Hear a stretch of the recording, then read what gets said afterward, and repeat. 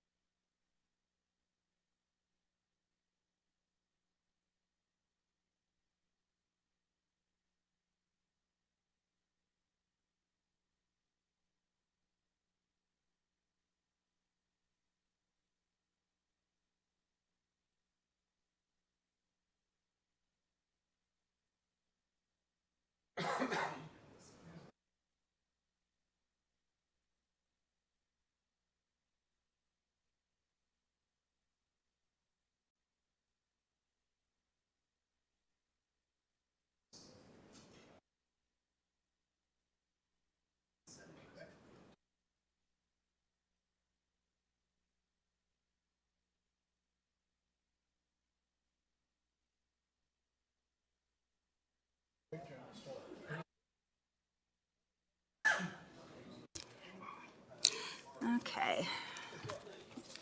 All right, we're going to come back now, and I need a motion to come out of closed meeting. So moved. Is there a second? Second. Roll call, please. Mr. King? Aye. Mr. Fitchukowski? Aye. Ms. Motts? Aye. Mr. Grafsky? Aye. Mr. Kitts?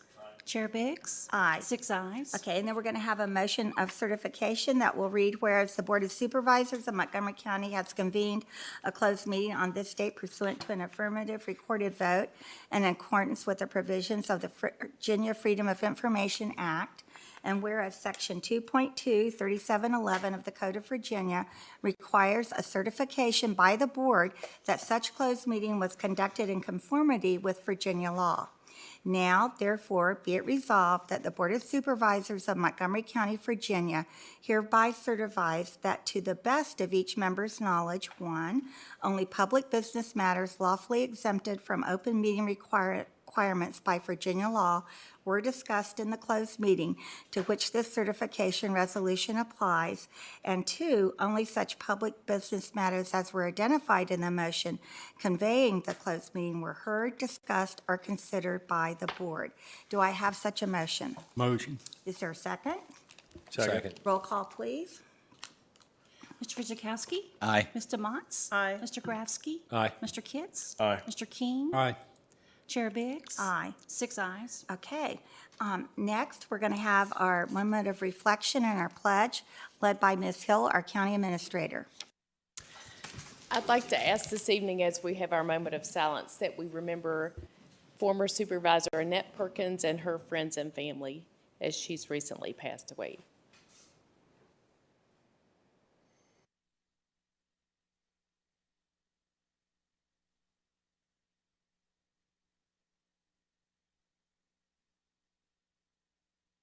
Let us pledge.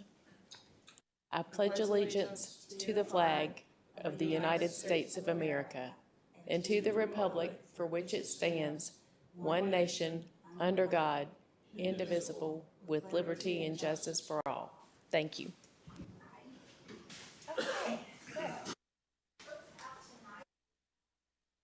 David Clark with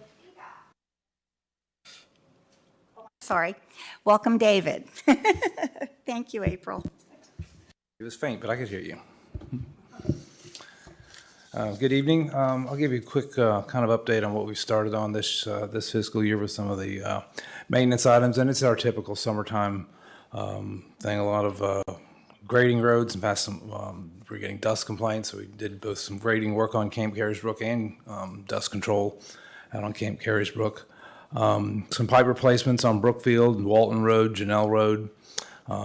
Still getting some patching. A lot of the patching is still in front of the overlay schedule, which is not complete. We've done the asphalt overlay. We're just getting ready to start the surface treatment overlay, which is the tar and gravel kind of stuff.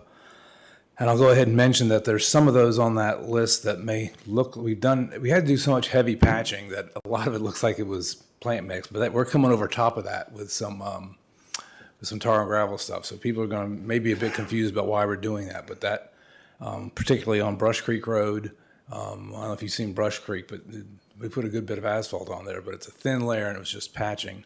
Also Spalding Road out kind of in the McCoy area was heavily patched, but we'll come over top of that with it's a surface treatment kind of seal kind of thing, and it's just good. I can see it causing a little bit of confusion because of the amount of patching we had to do on some of those roads. Makes it look like it's become a plant mixed road. But besides that, we've also done some contractor paving on Pantapis Pond, part of 460, Peppers Ferry, Yellow Sulphur, Walton, and Mount Tabor roads. Gotten some mowing done on Allegheny Springs and some ditching out in Pilot, as well as potholes on Meadow Creek and Route 8 and Piney Woods. So just a little bit here and there. A couple of the other things, we have looked into that Southgate sign. I don't think they've got it yet. Probably takes them a while to get those tall signs, but there definitely is something missing from that exit sign, and that has been reported, and I'll let you know when they can get to that. So, and that's it. Okie dokie. Let's see if we have any questions tonight, and let's start down here with Supervisor Grafsky. Do you have any concerns or questions for Mr. Clark? Just one thing to bring up, and I still hadn't heard back from the individual that contacted me, but they brought up concerns about overgrowth on Merrimack, and I've driven the section between High Top and Price's Fork, and it all seems to be pretty good, so I don't know if it's that section going back to Main Street or Franklin Road or whatever, but. Yeah, we'll keep that one in mind. We're starting it pretty much all of our counties are having those issues. We're concentrating in Giles and Pulaski here first, but we'll have crews coming to Montgomery. All right, thank you. Okay, Supervisor DeMotts? I have two questions for you. Do you have any updates on the spring running across Walton there in Plum Creek? We got that fixed. I forgot to mention great. that it's working out really, really well. A lot of people have commented on that. We'd had some issues with the new road that was cut in and with their detention pond. We were never really sure what exactly was causing that change in the groundwater kind of thing, but we went in and put in a couple French drains, repaved it, and it's so far working very well. Fantastic. And that I'm sure will be especially appreciated this winter. Yeah, so- well, I will keep an eye on it, Thank to see if you. anything Yeah. changes. And then the other question I had was mowing or cutting along 460 as you come off 81. I didn't know if that was planned in advance of move-in in Blacksburg with all of the students coming. They tend to mow, you're talking about right out at, Yeah, kind of 460 as you're coming in where it's growing up in the median. okay, on the median part? Okay, Yeah. I'll take a look. I know they usually will do some around move-in time and, first football games when a lot of people are coming to town. Great. Thank you. Those were my only questions. Okay, Supervisor Bone is not with us tonight, so Supervisor Kids? So as I get the joy of driving Pepper's Ferry every day up past Price's Fork and all the way through there, and I usually come home in the evening time, what's their timeline on that? Because I know they've extended it and they have the crew that's out there has a tendency to block off traffic for up to 20 minutes in one direction, 15 to 20. And I just wonder what the timeline. Is that for the paving? They should be getting done with that pretty soon. I know that they've been slow. It's not the quickest crew in the world, and they've been on it for a while, especially on 114, on it and then off of it, and then they've come back. But they should be finishing up pretty soon. Yeah, because they hadn't striped it yet. They just put the markers down right now. So. Right, and they'll be done with the paving probably well before the striping comes in. The paving contractors subcontract out all the marking, and sometimes it takes a little too long for them to come back. They'll be out for a while before the marking gets there. Okay, and the other question was the timing for the lights at Pepper's Ferry and Price's Fork, where those two meet, because I went back through there again during the day, and it was almost 20 cars back waiting for the light to turn. They've been looking at it, and I'll tell them it continues to be an issue. Please, thank you. That's all I have. Okay, Supervisor King? Thank you for being here. Appreciate it. I have about 4 things. And one of them is Paul School Road. The brush is hanging out in the road. Okay. And then, Brush. Okay. then this, you know about it. Stanley Road, the pothole. Yes. Yeah.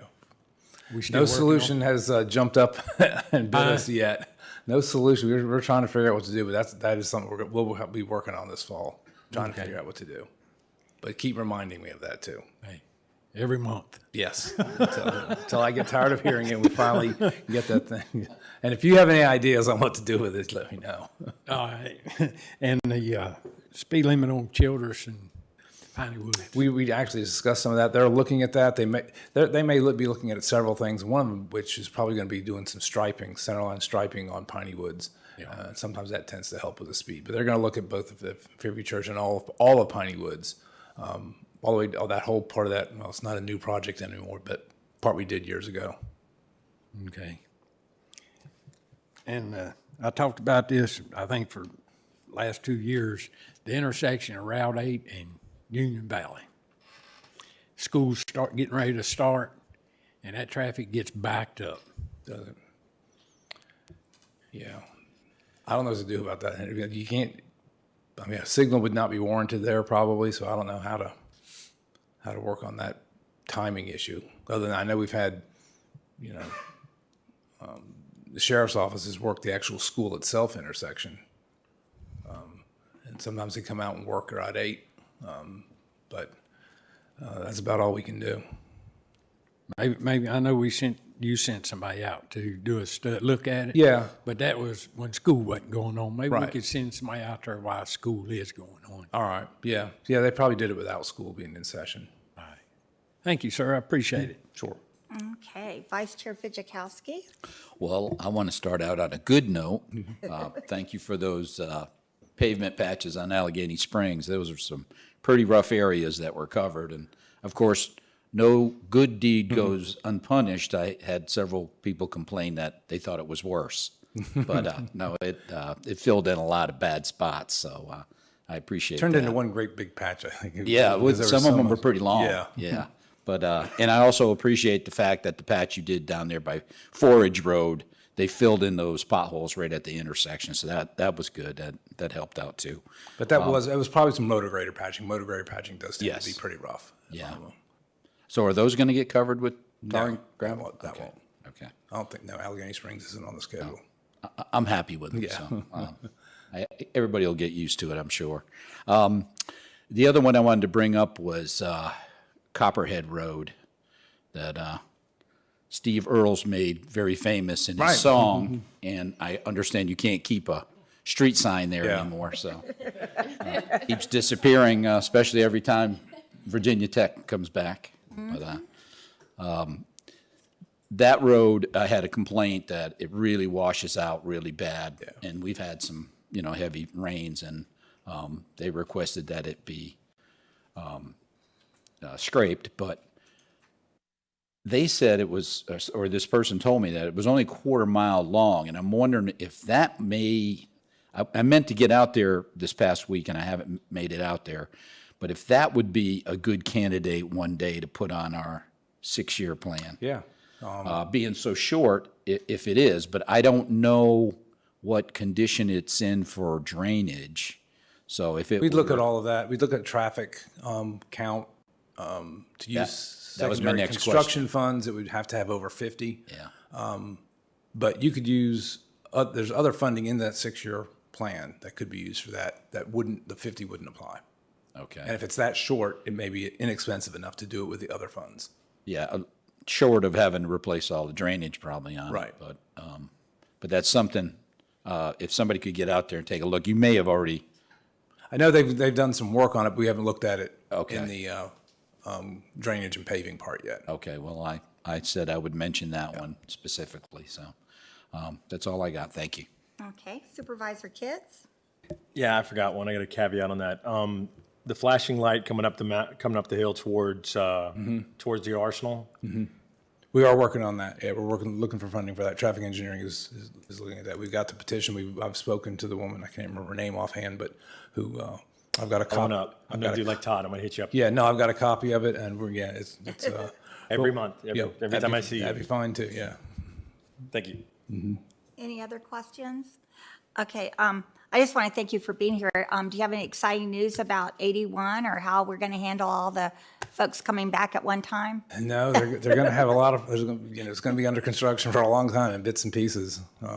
But just hoping the funding stream stays going. Any additional safety measures in place to prevent some of these awful accidents or? No, nothing going on other than just the regular thing. I've just a anecdotal story for me. I was heading down to Salem for a meeting last month and started down 81. And as soon as I turned the corner down the straight part, there's a helicopter sitting in the southbound lane. There was that bad accident. I believe it was with a motorcycle. And I mean, it's scary when you see a helicopter sitting in the middle of 81. You know something bad's happened. Yeah, it's scary just to go on 81, you know. Mention one more thing. Yes, go ahead, Vice Chair. It was in the news here a while back that VDOT was considering using the cameras, the traffic speeding cameras in the work zones. Has that progressed anywhere? I think it may have been approved for work zones, just for work zones. But I don't know if that would be VDOT using those or just the state police using those or. Well, I know here in Montgomery County where we've approved it, that the police officer has to review the Right. the pictures and all that, so I didn't know how that would be handled.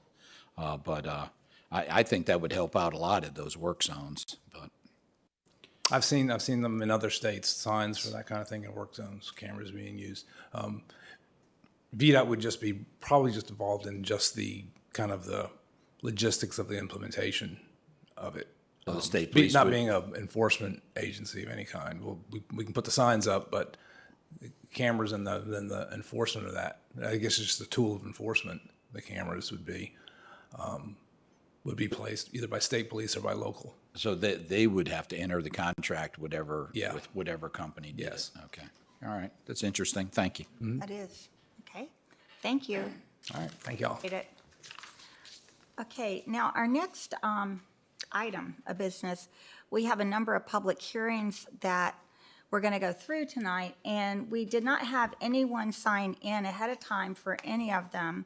So what I'm going to do is just sort of make a general comment as we go through each one, as we open it, and after the information is given, if there's anyone in the audience that wants to come forward and speak during that public hearing, they're more than welcome. And you just come forward and you come to the podium, you have 4 minutes.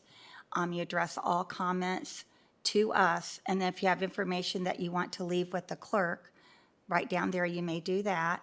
At 3 minutes, you'll see the little yellow light there on the box on the podium go off, meaning that you've had 3 minutes, and then the red light will appear when your time is up. So that's for all the public hearings that we have. So we'll start off with our first one, the FY25 budget amendment. So I'll go ahead and open it, but I want Ms. Hill to go ahead and talk about it a little bit. I'll be glad to. There are a couple items that we have for carryover. They're primarily for the school division. Some are for school operating funds and some are for school capital funds that are carrying forward funds that were not spent in fiscal year '24 into fiscal year '25. So they're not new dollars, they're just carrying forward dollars from the previous year. Okay. All right. Would anyone like to come forward to address this particular public hearing? All right. Seeing no one, we'll close that public hearing, and then we'll go to our next one, and it's a special use permit. Jonathan Yates for Arcola Towers, 197-foot monopole wireless telecommunications tower. And I believe Bree is going to be handling this for us, right? I am, yes, ma'am. Okay, so I'll open the public hearing and you can give your information.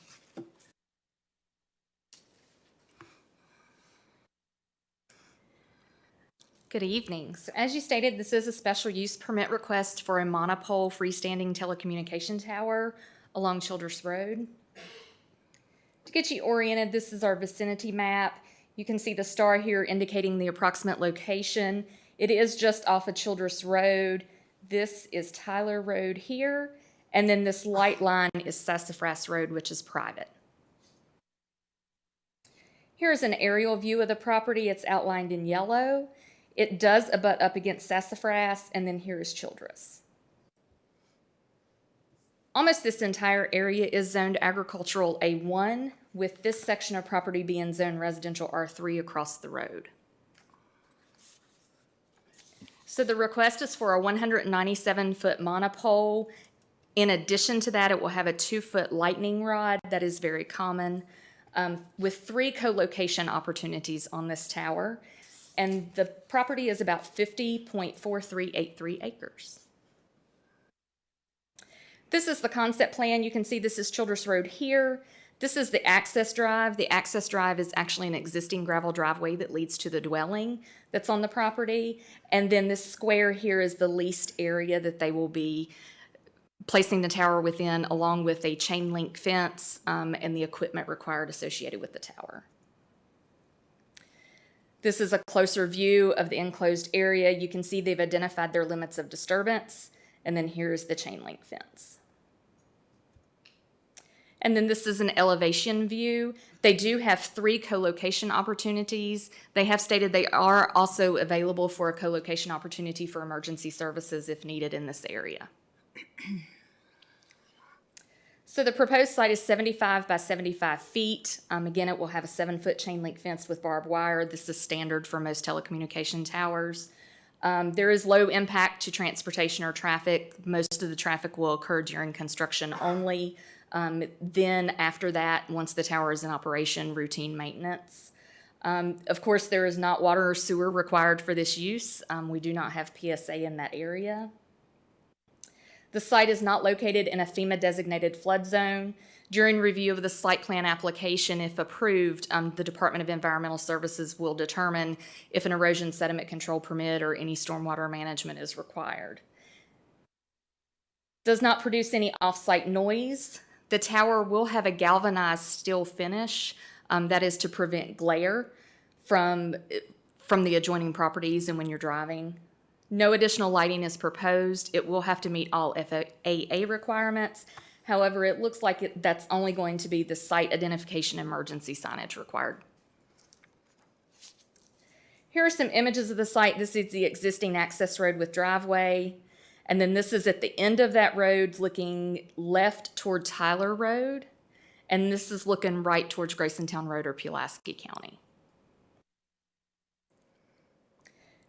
As you continue up the driveway, you can see the farm buildings here. There is a gate that you enter through to enter into this field. This is where the tower will be located. They did have a balloon test to determine visibility. Anything in the green dots, that indicates it was visible from that area. I do have these on separate slides that I'll show you individually. I will add a disclaimer on at least 2 of these, probably 3 of these. We could not find the balloon in the picture, but they have said it was visible when they were on site. So this is the first view. It is location 1, which is right here. And you can see the balloon right in this area above that cloud. View 16, which is down here near the intersection of Childress Road and Indian Valley. We have a pointer going to the speck there that is the balloon. That will be the top of the tower. View 19, the same. We have the tower here, and that location is from up here in the northern corner.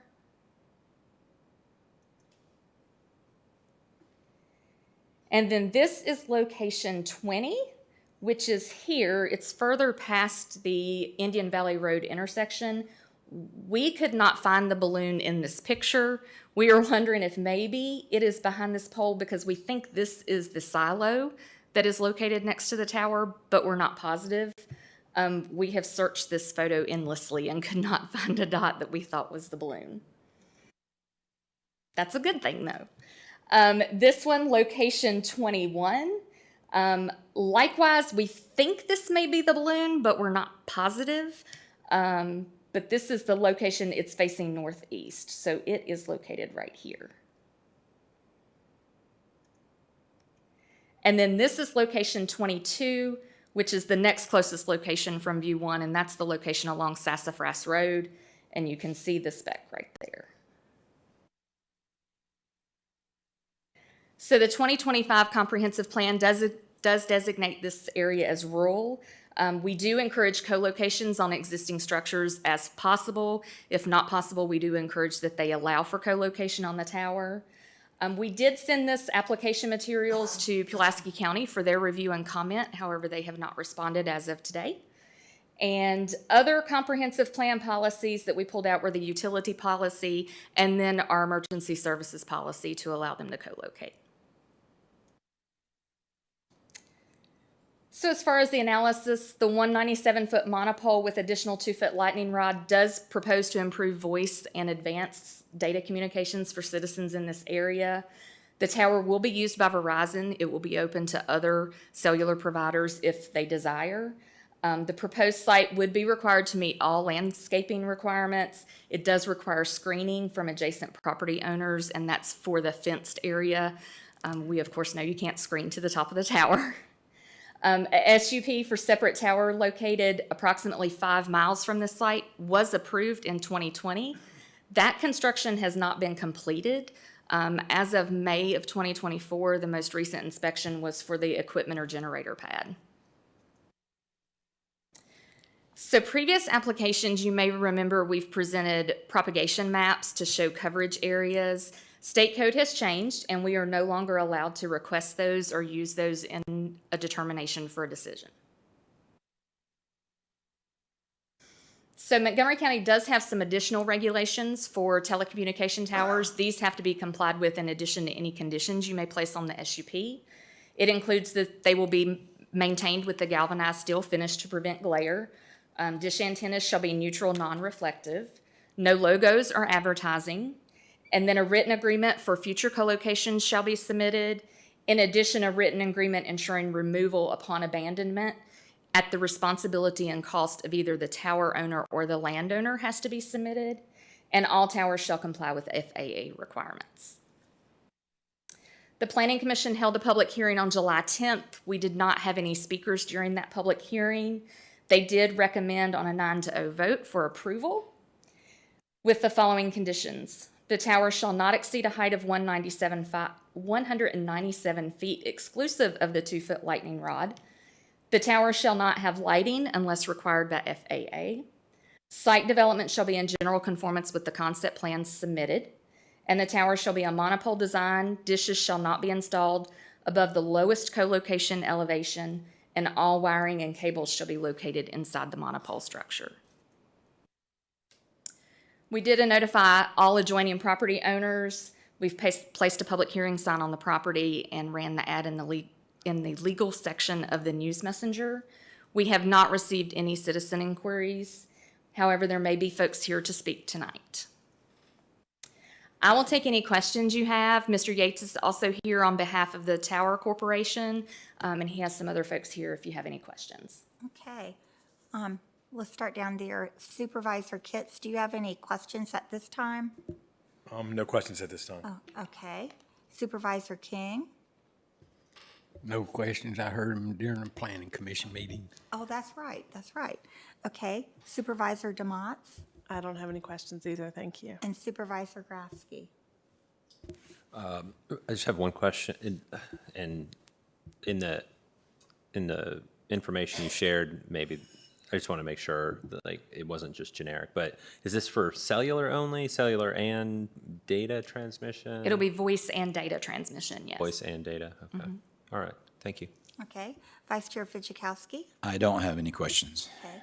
And I don't at this time either, so I guess what we'll do is the public hearing has been open, so if anyone would like to come forward to speak to this at this time, please feel free to do so. Welcome. Thank you so much. I think I saw a Florida license plate on your car. It's a rental car. It's a rental car. Don't hold that against me. I was going, that's a long trip. The car is owned by Enterprise. Thank you all so much. My name is Jonathan Yates, Arcola Towers. I'm glad to be here.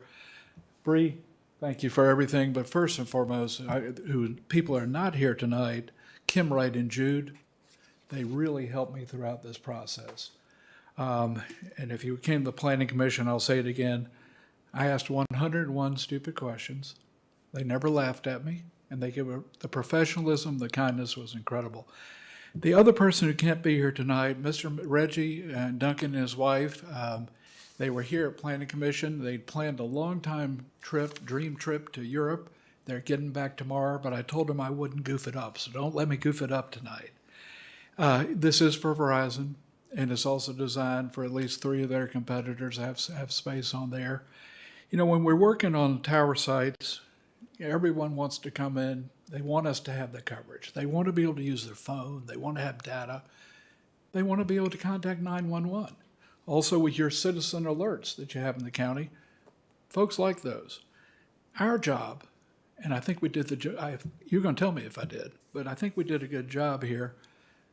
We got to place this infrastructure. We got to make it work with the network, but we have to make it work for the area around it. Reggie bought this property back in 1988 from the Teal family. He has 50 acres that we're going on. He has an adjacent 44 acres, and then he has an unconnected piece, so a total of 145 acres. Reggie, for many years, had a dairy operation there. He still lives on the property. It's a dairy operation that's being run by Todd Rosenbaum now on the 94 acres. Todd uses the other piece to grow corn and alfalfa for the cows. If you look at what we were able to achieve here with the incredible setback, 673 feet from Childress Road, we have Reggie's 44 acres behind us. The goal here, and I hope we met it, we're providing the infrastructure, and all that gives for the folks in that district, which is important, as Mr. King will tell you. But we do it in the best possible way. I'm glad that our balloon test, because it stumped me too. On a couple of them, I said, darn, where the heck is that red speck? I cannot find that red speck. And that was our goal. Other things about this tower, FAA has approved it. I think we're about 13.4 nautical miles from the Virginia Tech Montgomery Executive Airport, so we're fine with the FAA. They made another important finding. We don't have to put lights on it, so we don't have to put lights on the thing. So at the end of the day, if y'all see y'all's way clear, we'll have a facility that provides voice, broadband, access to 911 first responders, fire, police, EMS, access to citizen alerts when you want to warn folks that something's coming. But we will not produce any noise, odor, light, vibration, fumes, or glare. We're adding infrastructure, and for the folks out that way, it's about time. It's past time. It's time to get it done, and we hope we see y'all see your way clear. If y'all have any questions at all, I'm right here. Yes. Yes, go sir, ahead. Mr. King. If this is approved, when you going to start construction and when will it be completed? I'm going to ask my boss. We'll start in October, November of this year. After he gets all the approvals, typically about 45, 60 days to get the thing up. A lot of it's the foundation has to set. The actual tower itself goes up in a day. They stack that in a day, but it's getting the foundation in. And fortunately, with this property, we're going into a cow pasture. Of course, going to cow pasture, I'm going to bring along with me 2 Leland cypress, 2 Jersey night cypress, hollies, 2 Nellie R. Stevens hollies, 2 Burke red cedars, and 41 wax myrtles. So my only fear, I hope the cows don't eat all the landscaping. But no, once we get the go-ahead, when we're finished all the process with the county, both site plan and building permit, they get going right quick because Verizon, they want to get out there. They want to provide this coverage. And just in case folks at home didn't hear the answer about, it was October or November when it was going to start, okay? Supervisor DeMontz? Hello, Mr. Ma'am. Yates. Thank Yes, you sir. for being here this evening. You've done a great job representing your client and telling us the benefits of this. I have a question about a potential benefit. You have 3 potential co-location sites. I know in her presentation, Ms. Hopkins did say that one of those could possibly be available for emergency services if desired. That is always the policy of Arcola, that if emergency services needs it, we make space available. That's great. So I saw the letter in the packet that we were presented that those, and I completely understand that you would want to negotiate with another cell phone provider. Are services like that available to emergency services also at a fee, or would that be something that within Arcola's policy they allow emergency services to co-locate on the tower at no cost? Let me confirm it's still. You're putting me on the spot. I am. I've done it twice. Would This he would like be to my- come my- forward so he could be at This the, is Christian Yeah. Winkler, my Yeah. boss. Come So on up, You're getting me so in everybody can trouble. hear. I'm putting my boss on the spot. Christian, for Montgomery County Emergency Services, if they want to co-locate on this particular Arcola tower. Yeah, I'll speak into the mic. Christian Winkler with Arcola Towers. I think we would make some space available on the tower at no charge within the structural limits of the pole. So there's, certain space dimensions, weight dimensions, wind load dimensions, and the typical emergency equipment is smaller than what wireless providers put on there, so we would Great. be able. And I ask that just because we all know that we have some challenges with communication in more rural areas. And so that's an important offer and ask from us. It could become important to our emergency services. So thank you. I appreciate that. any other questions from board members? All right, we'll open it up. Are there any citizens that wish to come forward at this time to speak to this? Okay, seeing no one, we'll close this public hearing. and we'll go to our next public hearing, which is a rezoning DW LLC single-family subdivision on Brammer Lane. So I'll open the public hearing and have our information from Bree. So this is actually two requests that I will go over simultaneously. One request is for the rezoning to rural residential to allow a 14-lot subdivision, and the other request is to allow the construction of private streets within that subdivision. So this property is located just outside the town of Christiansburg. You can see this is Interstate 81 here. This is exit 118C. And it's located right here off the interstate on Brammer Lane. This series of roads here you probably know as Walnut Creek subdivision. Here's the aerial view of the property. You can see the property outlined in yellow. Brammer Lane is here. You can see where that turns to red. That's because it turns into a private street. It is not VDOT maintained at that point. And then here is the zoning map of the property is zoned agricultural A1. The blue shaded area here is zoned residential multifamily. You all just rezoned that within the last year. And then this is the PUD res of Walnut Creek. So the request is to rezone 49.17 acres with proffered conditions.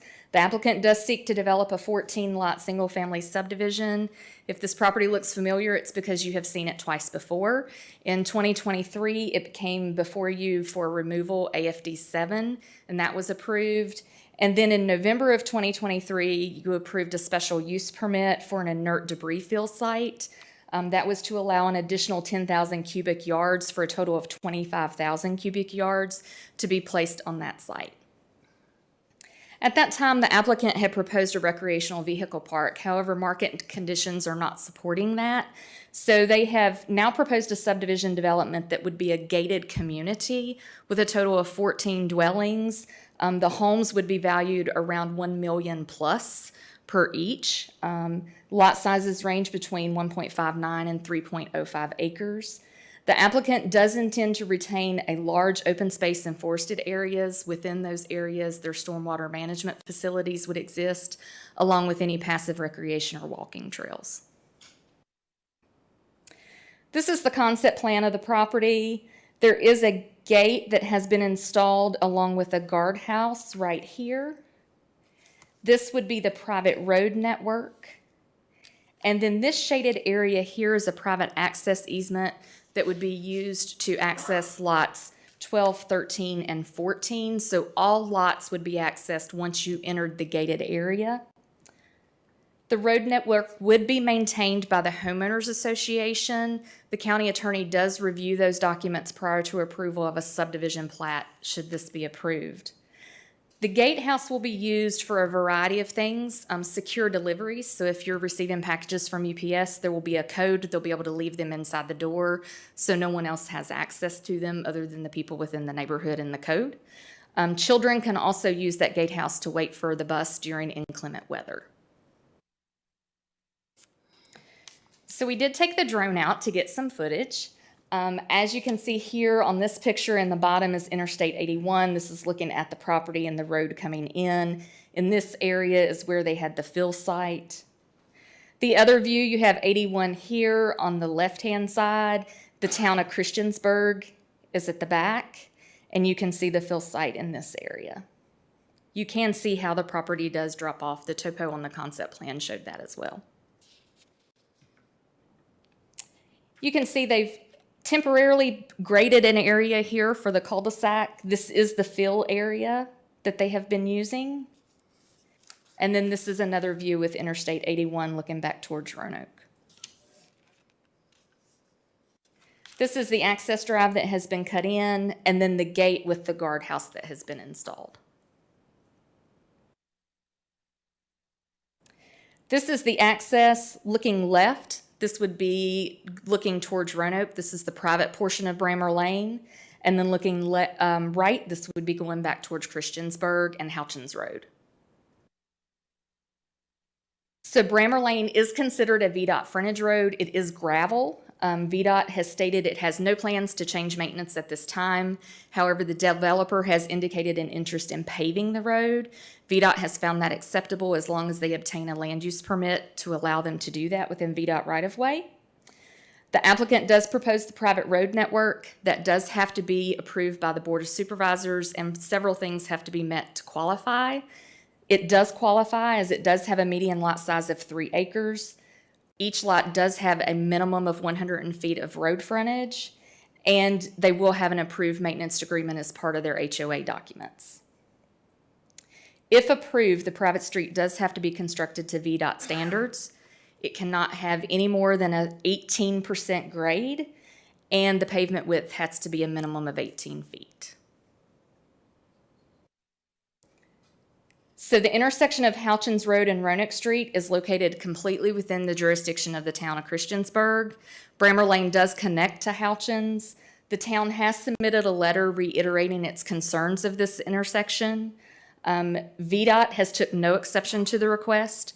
We do know that a left turn off of Houchins is functioning at a level of service F currently, and a right turn functions at a level of service B. The applicant will ensure that the turning radii in the cul-de-sacs can accommodate emergency vehicles. A turnaround will be created just past the gate. Fire hydrants are required per our subdivision ordinance. And the applicant has stated they will work with emergency services to provide the best solution for access. Potential solutions include, they have the keypads where you can type in a code and the gate will open. They do have Knox boxes, which are specialized keys that are given to fire and rescue. They insert that and the gate will open. They also have siren activated. We are aware that that may not work for the sheriff's office. So that's why they want to work with emergency services. There are also now some apps that can operate the gate. So each of the fire, rescue, police could have that app on their phone and possibly operate the gate that way. Public water will be provided by the town of Christiansburg. However, private septic systems will be required. They do not have public sewer in that area. All of those will have to be approved by VDH, and they will have to be shown during site plan approval. The property does not lie in a FEMA-designated flood zone. They do currently have a permit where they're doing the inert fill site for erosion, sediment control, and stormwater. They will have to update those as needed for this subdivision, and that will all be done during the site plan process. Students would attend the Christiansburg strand of Montgomery County Schools. We have notified school staff, however, we have not received any comments from them as of today's date. Previously, capacity numbers that we've obtained, it looks like this would work, and they do have adequate capacity in that strand.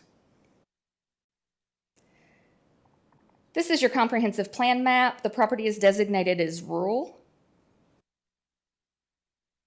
Here are the proposed goals within our comprehensive plan that this meets. It is a low-density residential development. It does not exceed 0.75 acres, and it does have a large amount of open space.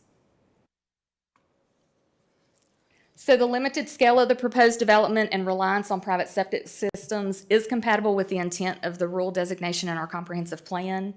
While the new residential development is not encouraged in rural areas, this is located directly adjacent to the urban expansion area in the town of Christiansburg. It also is unique in that it has service for public water. The development of the proposed private road network will adhere to VDOT standards and will ensure adequate access for emergency services.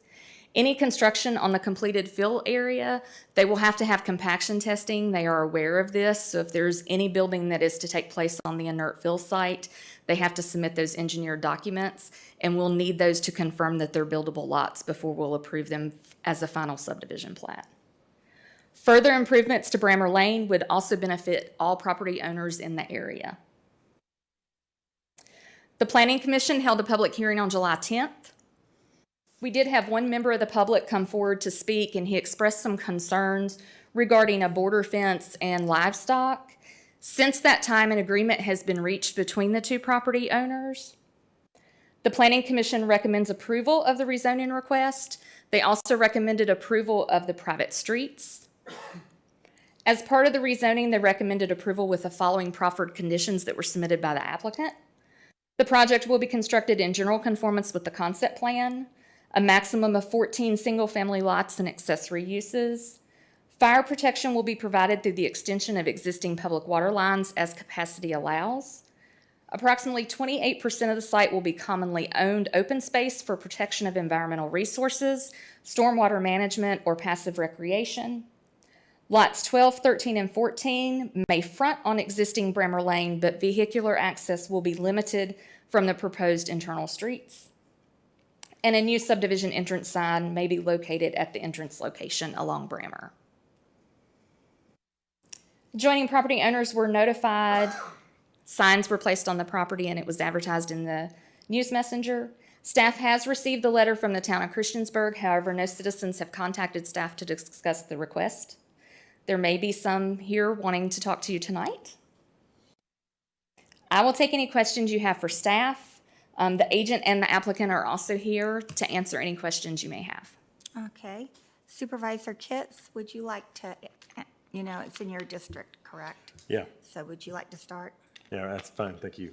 I'm going to make sure we know this. I still have a big problem with us doing that until we figure out what that intersection, and I know Christiansburg did a study and they just finished that, I think. We still haven't got the results yet that I'm aware of, have we? My understanding is the study is complete. There was some discussion that it may be submitted to Smart Scale for this application round, but it did not move forward. Okay, so the intersection is still a major problem. It's the narrowness of the road that we just approved zoning for another development. I just want to make sure we know this. And the other thing is, that's going to be an extension of Christiansburg's water. Again, Correct. Yeah, that's what I said, yeah. So, yeah, that's a whole nother ballgame. I'll hold that one and that thought on that one, because that's an issue in itself. No, I'll think about this for a second. but I don't have Okay, anything yeah, we else. can come back, that's okay. Supervisor King? If you will go back to the Planning Commission number 3. Fire protection, Correct. existing public water lines as capacity allows. Is there some kind of reason? It was a proffered statement submitted by the owner. Our ordinance does require that they would have to have a fire hydrant located within 500 feet. Right. I'm assuming as it allows, they probably do not know what the water pressure is at that site currently, and that may be the reason for that language. I am not sure. Would that be something we should know before we, a housing development without fire hydrants? There's a gentleman wants to say something. Mr. Gay may be able to answer that a little more. Okay. Yeah, Yeah, that's just one that concerns me. I understand. Okay, and Supervisor Demots? I have a couple of questions. You showed us a picture of a guardhouse that already exists with gates that already exist and a cul-de-sac that already exists. Why do They have already performed the grading for the cul-de-sac, yes. That was part of the inert fill permit that they have, Okay. yes. And then are we thinking 14 private septic systems or one septic system for the whole? It will be 14, it will be one per lot. And then for the private road, am I allowed to ask you questions about that right now? I know we're not on that public Yes. hearing yet. Yeah, Will there be an HOA or some form of maintenance agreements for the streets? Yes, so the homeowners association will maintain all the streets, and that will be put into the homeowners association documents and also included to the deeds of the property. We also require that on the survey plat of the property, when it's approved, they have a note that it is never eligible for VDOT funding for street improvements or acceptance into the state system. Okay. I didn't see anywhere in the packet where it mentioned that they were going to have a homeowners association. Did I just overlook that?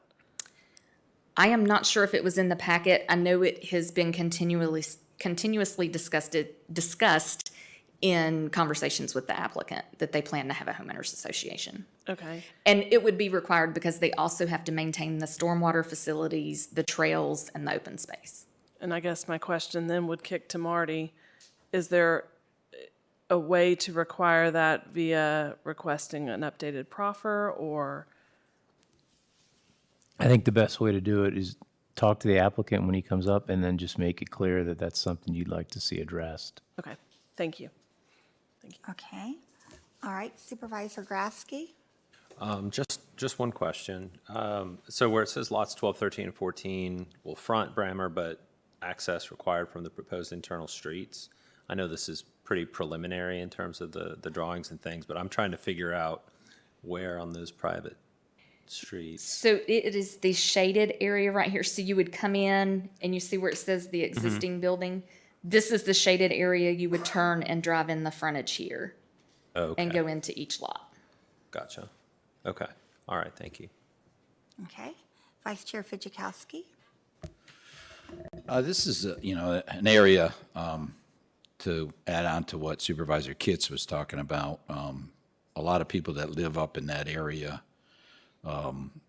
like the Walnut subdivision there, are concerned about traffic, but it sounds to me like the VDOT has come up with a plan, and I expect they'll probably initiate that plan. Do we know how long of a timeline before any construction would begin or finish? We do not. If it had went forward in Smart Scale, that is for funding in 4 years. So they would not have funding until 2028. Okay. Is when if it had went forward with Smart Scale. It did not go forward this Smart Scale round. So if Smart Scale is the way the town is planning on obtaining those funds, the next available round would be 2026, and then you're looking at 2010 to get the funding. Okay. And as far as if there was not enough water pressure to put in the fire hydrants, then we would not approve, your office would not let this go forward. Correct. Our ordinance does require fire hydrants to be within our major subdivisions. Okay. Yes. I don't have a problem with it being a private road. We already have several private roads in that area. I don't know how we could tell this one they can't have it if we already have several others. So that's all I got. Yes. And I misspoke. That would have been 2030. Or any other questions? Okay, so my concerns, you answered a lot by finding out about how that gate was going to work. Yes. Because I didn't understand how folks were going to get in and out of there that were delivering things, if there was an emergency or anything like that. I don't know what happens if you have a blackout of electricity, but I was also concerned about there's only one way in, and I was concerned about if there was an emergency, only having one way in and out, but that's the way it is. What I would say about private roads, I having been on this board for a long time, what usually happens is that citizens come to us later on after they've purchased a home, and they want to know why their road isn't paved and why VDOT isn't maintaining the road. And so I think that you stated that in the homeowners association that was going to be clear, but is this going to be made clear when someone purchases a home? Are they going to understand that this road, if it's a private road, nothing's going to happen? And are they going to understand that the homeowners association is accountable for the snow removal and for keeping up the road and the potholes and all of that? So how do you help people understand that so they don't show up here 5-10 years later going, we want our road fixed? Right. I am unsure how that works. I know it will be made clear in the homeowners association documents. I don't know how that transaction occurs when you purchase the property. Yeah, I mean, hopefully their closing attorney will advise them of that. I mean, the language is going to have to be in the deed, making it clear that the property they're acquiring is on a road that's private, that's not maintained by VDOT or any other locality or entity. And that, Mary, still may not stop them from coming here and wanting you to take over the road, so. Because that was one of the reasons years ago that we decided that maybe we shouldn't be taking private roads in, but then I understand Supervisor Fitchikowski's statement too, but that just always concerns me, having been here a long time, so. Yes. Okay, those were the only things I had. does that bring to mind any other questions at this point in time? Okay, then what we'll do, this is sort of a, Marty, since I've already opened that public hearing, can you have two public hearings open at the same time? Well, Because some people might want to talk about the road and some. Right, yeah, I think you're opening the one public hearing, but staff addressed both public hearings at the same time, so you don't need to have her come back. Don't forget that the applicant has a right now to speak, and they're not under the 3 or 4 minute timeframe. Right. So. Okay. But yeah, you'll have to open both public hearings, Okay. but staff won't be speaking unless requested to do so on the second one. So I opened the first one, and then can I just open along with it the one concerning the private roads? No, open one, Okay, take so, comments, close it, then open the private road. so if we have the applicant come forward, at this point in time, I guess what we're talking about is just the first part of it, and then we'll have to close that. See, Well, I mean, Mary, I think you can take comments from the applicant on the private road. I think that's, but then when, for They the can come up, audience, yeah. we'll Okay. do one at a time. Yeah, it's sort of confusing. So, all right, does the applicant want to come up and talk about this? Come on up.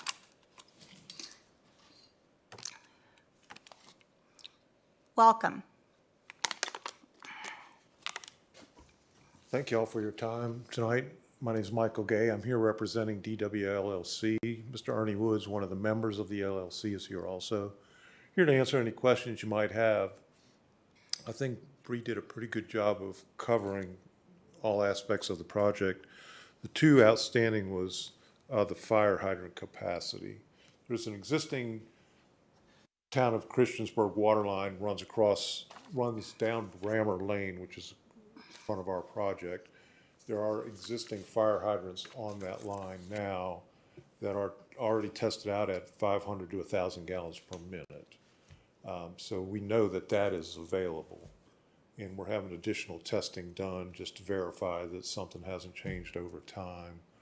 But I've met with the town of Christiansburg about the meeting. They don't see any, well, they've stated that they have that 500 to 1,000 gallons per minute, which is, I believe the county would be looking for 500 gallons per minute. So we'll do the hydraulics to confirm that we will be able to get the required capacity that's required by the ordinance. The other question was about the HOA, and I guess and you're correct, it doesn't come out and say it directly in the application. There's 2 points I'd like to mention. We do have the stormwater management. We're going to be dedicating 30% of the site as conserved open space as part of water quality and quantity on the stormwater ordinance. And that requires an HOA to be in place to own and maintain that property. And they'll be the permit holder for the stormwater management. And then also in the request for private roads in the ordinance, it talks about there must be an entity such as an HOA established to own and maintain that road. And that's part of the, I want to say approval, I want to use the word contingent. I think the ordinance might say based on approval of an HOA when the time comes. So hopefully those answers those 2 questions. Anybody have anything else you'd like to ask? Anything else at this time? Just to clarify, yes, there will be an HOA, and it will be responsible for the stormwater and for the private road maintenance. Yes, ma'am. That's Great, correct. thank you. Correct. Private road questions at this point, or do we want to? Is there a real reason to have it be a private road and not have it just be a regular VDOT road? The gated community that's the product that the developer wants to provide. Okay, Is so the they 14 wouldn't want VDOT coming into the private development taking care of the roads. In other words, they would That's- rather have, okay, That's correct. okay. Like to be able to get those, like delivery people, it's going to reduce the traffic within the project. Okay. And does that bring any other questions up? Thank you, Mr. Gay. Thank you very much. Okay. Do we have any citizens out there that would like to speak to just the portion of it being a single-family subdivision? Okay, seeing no one, will close that public hearing, and then we'll open the next one, which concerns the private streets in the single-family subdivision on Brammer Lane. Is there anyone that would like to speak to that? Okay, seeing no one, will close that. Okay. All right.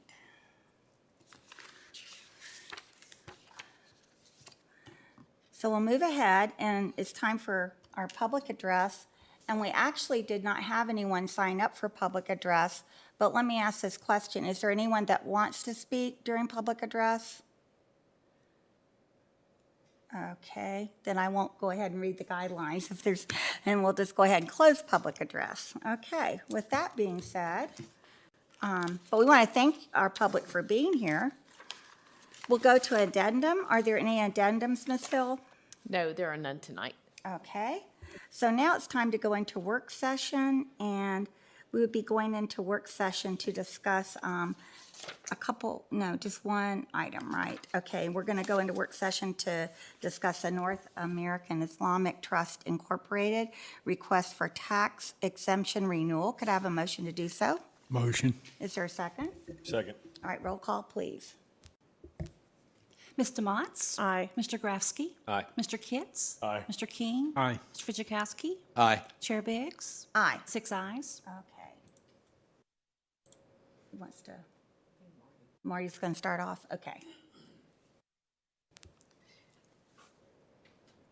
This is a renewal of this tax exemption request, and I think that the applicant is here to answer any questions that you might have. Marty might be able to shed a little more light as well. Yeah. No, I don't really have any more information other than the renewal comes up at the end of this calendar year, so. Okay. So let's have the applicant come up. Come on up, sir, and tell us your name and where you reside. My name is Hassan Massoub. I am the current president of the Islamic Center of Blacksburg, which owns the property in Blacksburg, and I reside in Blacksburg, Virginia. Do you want to talk about why you? Yes. So the Islamic Center of Blacksburg, we call it ICB. So it has been established in 1990 in Blacksburg, Virginia. And it has been located in rented places like for several years. And then in 1989, it had like a long-term renting facility in 106C South Park Drive. And it has been there till 2016. And then the place was then closed up because we couldn't reach a renewal agreement with the real estate agency at this time. But in 2010, ICB has managed to buy a facility, a land property that was close to that rented place, which is located in 113 South Park Drive, for long-term, plan to build a permanent building for the center. In 2016, again, after the closure of our rented building, and out of fear that people might go different places, so that property that's in 113 was owned by the ICB. However, because the Board of Trustees, some people left, and so the people there decided that we will make this a trust with the NAT, North American Islamic Trust. So the land now is owned by this place. Then we started to think about building a permanent facility so that we can get people together again. And between 2018 and 2019, we contacted, or the Board of Trustees at that time, they contacted two architectural offices to make a plan for the building, and then they made a plan. And this was till the end of 2019, and then in early 2020, they hired a contractor so that they can start the building. However, COVID hit, and then everything stopped completely. And then it stayed like this until last year. I was hired as or appointed by the Board of Trustees as the new president for the Islamic Center of Blacksburg. And then we wanted to resume the building of a permanent facility. So again, this is like a non-profit organization and a tax-exempt organization as well. So we do not have any kind of income. So we basically are relying on donations to run our activities, and we used to, of course, rely on donations to pay the rental as well as the activities of the Islamic Center of Blacksburg. So we just would like to renew this until we hopefully renew the tax exemption, until we hopefully will be able to start the building and hopefully finish it within the time limits that's managed by the town of Blacksburg. Okay. Do we have questions? Where do you want to start? Down here or? Okay, any questions at all? Supervisor King? Oh, Vice Chair Fidzikowski. I rarely get to go ahead. I know, you always have I'm to good go with that. next to last. Thank you very much for all the information you provided us. It was very detailed. That helps us out. This is an issue that concerns me. When we approved your building site 3 years ago, we had approved another one, and I don't know why I didn't realize the other one prior to yours was just a building site also. I have big concerns about giving a tax exemption to a building site, an empty piece of land. And the reason that I have that is because land can be sold. If somebody puts a building on it, they have an investment in it and they're more likely to stay. And of course, I think that's part of the reason why we give these exemptions, because we want people that are going to be doing good things for the citizens and for the area. Now, in all that information that you provided, apparently you already have an architect that has designed the building? That's right, 2 architects, actually, one in Roanoke and one in Christiansburg. Has this been approved by the town Actually, of a few Blacksburg? weeks ago, the architect that was taking care of the submissions to the Blacksburg, town of Blacksburg, they told me like that the town does not have any more comments, and they are good to go with signing the deeds of the building so that we can get the site plan final approval. So this has been going on for 1 year almost to address all the comments by the town. We already reached the final step for this. Okay, well, that's good that you're moving along that way. Yes, that's right. What has actually been done to the property? Has it been graded or any work done? We did some, like a couple of activities. We did some mowing to clear some lands, and we did like a couple of events, like fundraising events on the land. We did some yard sale and so that we can kind of make use of the land. In terms of construction-wise, we cannot do anything until the town give us the final approval. Okay.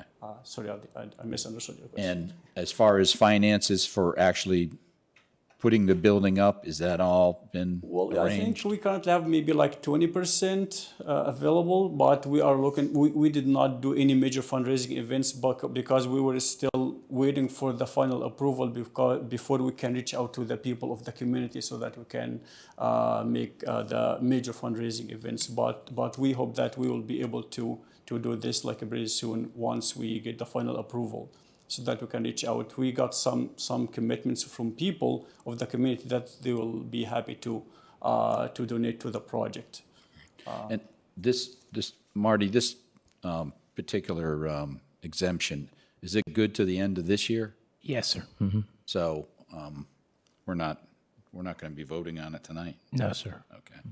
All right. So, and you expect approval from the town fairly soon? They don't have any more comments. So we just need to contact the North American, because these are the Islamic Trust is the main owner of the land. So they have to sign the deeds themselves. So we'll have to send them the documents so that they can sign this, and then we'll have to pay 2 bonds to the town of Blacksburg to get the final approval, which is a good thing because we have the money for the bonds. And then once we get the bonds paid, and then we get the final approval for the site plan, and then this is valid for 5 years. So we'll have enough time to raise fund and then start building the facility. Okay.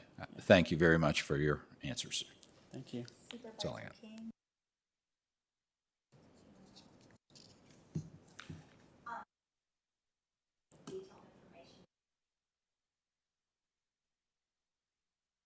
I know sometimes when you go through the town of Blacksburg, it takes a while to get everything done. So it sounds like you're sort of waiting for the final, right? Yes. Yeah, and you don't have a timeline on that because you're just sort of in the waiting mode. They give us like three months after their final comments to finalize everything. So they don't have any more comments. All what we need to do in these 3 months is to get the deeds signed by the North American Islamic Trust, and then we pay the bonds. And then we get the final approval. They don't have any more comments at all on the architecture plan or the site plan. So you could sort of let us know how things are going that way, right? If something happens, you'll let us know if you get. Absolutely, yes, sure. Yeah, okay. Of course, yeah. Okay, anything else? All right, thank you. Thank you very much. Thank you. All right, anything else under the work session here that you want to talk about? We with don't that? take any action on this tonight, but when would we need to take action on the renewal? Let's ask Marty. But before the end of the year. Yeah. Calendar year? Yes, sir. Yes, ma'am. So that would give them time maybe to let us know. Correct. That's what I was asking about the timeline. Marty just called me sir. Okay. All right, anything else? So I got a question. Yeah. So we're trying to wait for the land because it's got to be approved through Blacksburg. And then before anything can be pushed forward for improvement, showing good faith improvement to the land that they're moving forward in order to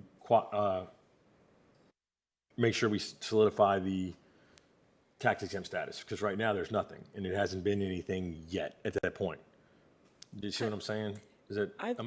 I think we've probably, from the description that was given to us and my understanding of it, the progress forward will be hopefully coming soon in the form of an approved building permit. Yeah. And then, Not showing good faith that it's moving yeah, forward and then because them also paying bonds for the site improvements, I think is another step. To Steve's point, some investment into the land because we don't want things to just be tax exempt forever if they're not being used for any type of purpose. yeah, that's what I was saying. Just to show that it's a good faith, show the improvements coming forward and the progress it's being moved along. So, Yeah, and I apologize because I probably should have gotten up with you and Supervisor Grafsky to let you know. This is something that we kind of discussed, gosh, it was probably a year or so ago, maybe longer, that we probably should make that something to consider when approving exemptions for, empty lots. But that it comes with conditions on site improvement. well, I don't know if we could do that, but Yeah, I think it's just that you want to see investment into the Yeah. property. Yeah. Good faith. yeah. Okay, thank you. Anything else? All right. Do you have a motion to come out of work session? Motion. Is there a second? Second. All right, roll call, please. Just a second. Mr. Grafsky? Aye. Mr. Kitts? Aye. Mr. King? Aye. Mr. Fidzikowski? Aye. Ms. Demotz? Aye. Chair Biggs? Aye. 6 ayes. Okay.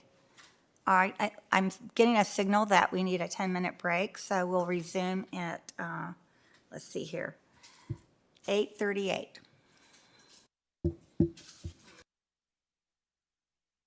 Be on time.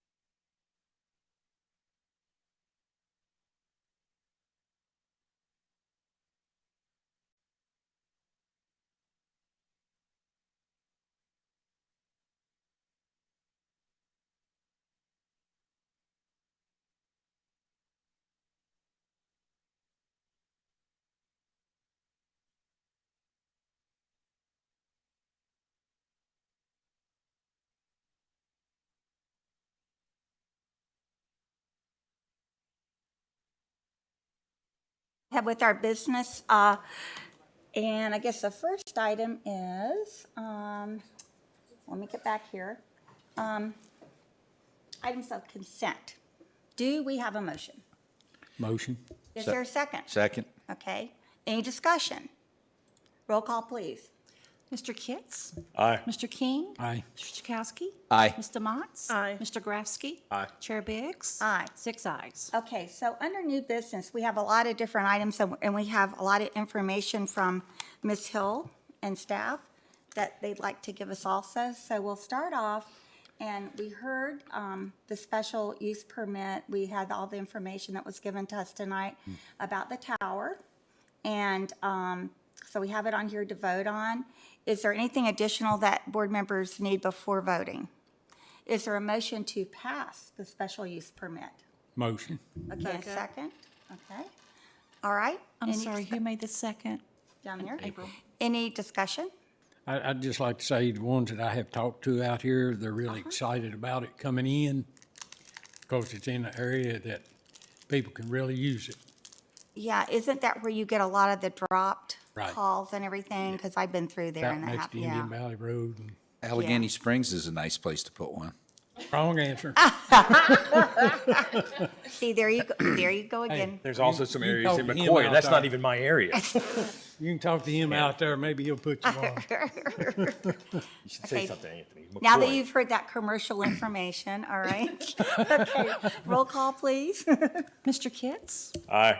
Mr. Fidzikowski? Aye. Mr. Motts? Aye. Mr. Grafsky? Aye. Mr. King? Aye. Chair Biggs? Aye. 6 ayes to approve. Okay, now, next we have on here is the rezoning for the single-family subdivision on Brammer Lane, which is separate than the private street one. So is there a motion to put just the single-family subdivision on the floor? Yep. You want? Are you doing it? Did you make a motion? Yeah. Yeah, okay. Second. Yeah. It was so Second. quiet. Okay. You All say right. I'm too loud. I'm too quiet. Okay, any discussion? Okay. Roll call, please. Mr. King? Aye. Mr. Fidzikowski? Aye. Mr. Motts? Aye. Mr. Grafsky? Aye. Mr. Kitts? Aye. Chair Biggs? Aye. 6 ayes. All right, now we have the part where is the request to construct private streets in the new subdivision, Brammer Lane. Is there a motion? I'll make a motion with a caveat on that. Can I do that? Talk about that? No. So, A motion to Good. pass, you mean? yeah. So with the point of the enforcement on the backside that we'll talk about later. So I just want to throw that out there for the private roads. For just to put it on the floor, that's I it. think you, Yeah, right, we'll talk about that Right, later, but that's I all I think you're, said. yes. That's it. yes. Okay, Second. okay. Any other discussion on that? That wasn't really a formal part of the motion. It was just direction to staff Yeah. to follow up on, Yeah, Point of reference. Right. Thank you. okay. And staff has clear, yes, I have clear direction. okay. Okay, now that we have that solved, any other comments? All right, roll call, please. Mr. Motts? Aye. Mr. Grafsky? Aye. Mr. King? Aye. Mr. Fidzikowski? Aye. Mr. Kitts? Aye. Chair Biggs? Aye, and hopefully they understand about the private streets 6 ayes. when they sign on the dot. Okay, let's go ahead to the advertised proposed ordinance amending Chapter 3 entitled Animals, Retired Law Enforcement or Military Dogs License Levied. And I will call on Vice Chair Fidzikowski because this was something he was really instrumental in getting. Yeah, this came to me, it was a Blacksburg officer who had a retired canine, and he told me that he would have to get it licensed, and I told him I was surprised. I thought we didn't do that, but lo and behold, we did. So we kind of put it in motion, and I spoke to a couple of our local delegates, and they took it to Richmond and got it passed. So I think it's a good thing.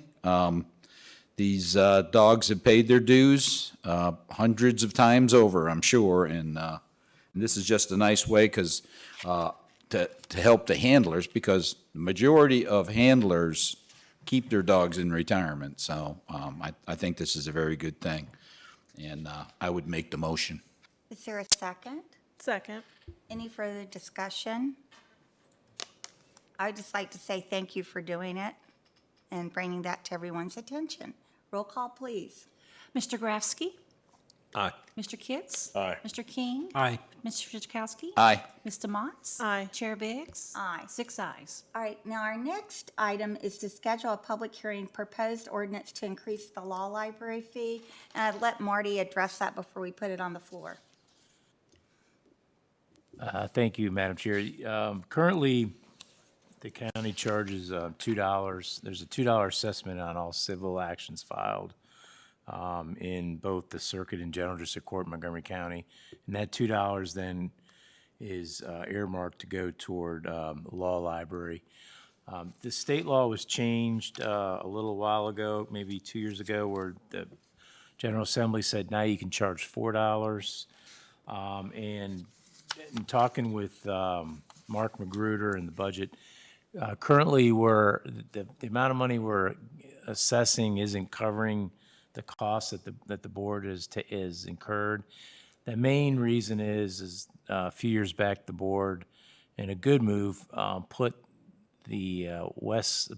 legal research software in all the libraries, which is probably the best use of this money. In fact, the state law changed not too long ago where it specifically lists that as one of the uses.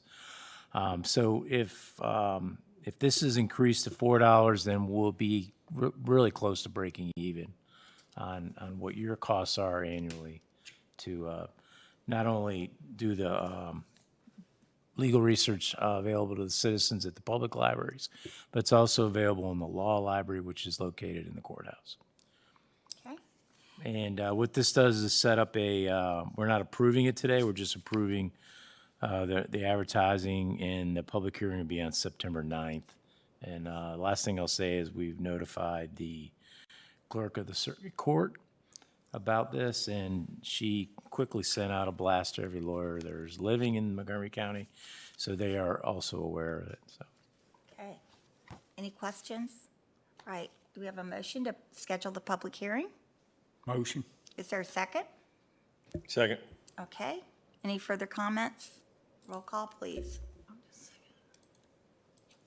Mr. Kitts? Aye. Mr. King? Aye. Mr. Fidzikowski? Aye. Mr. Motts? Aye. Mr. Grafsky? Aye. Chair Biggs? Aye. 6 ayes. So item F is appropriations and transfers, and I'm going to let Ms. Hill talk a little bit about that before we put it on the floor. This appropriation resolution is to appropriate a portion of the grant funding for the Victim Witness Program. We have had several appropriations the beginning of the fiscal year to reconcile the county's budget with the state budget, and this is another item that takes care of that. And then there's also an appropriation resolution, which we've discussed, that there would be a need for this to appropriate interest that has been earned on bond proceeds for the Christiansburg High School to return in the arbitrage program. There are IRS regulations related to the amount of interest you can earn on tax-exempt bonds. And so that's just returning a portion of those interest proceeds. And then we also are transferring funds from general contingencies to the cooperative extension budget to, again, reconcile to the state-approved budget for the year. Okay. Any questions about any of that? So this is just paying back some interest that we got. It is. That's correct. Right. It hasn't been appropriated for any other purpose. Okay. Anything else? All right, do we have a motion to put it on the floor? Motion. Is there a second? Second. Any further discussion? Roll call, please. Mr. King? Aye. Mr. Fidzikowski? Aye. Mr. Motts? Aye. Mr. Grafsky? Aye. Mr. Kitts? Chair Biggs? Aye. 6 ayes. Okay, that leads us to item G, and this is the Montgomery County Public School Operating Fund FY24 carryover of designated expense and excess revenue, and I'll let Ms. Hill address that.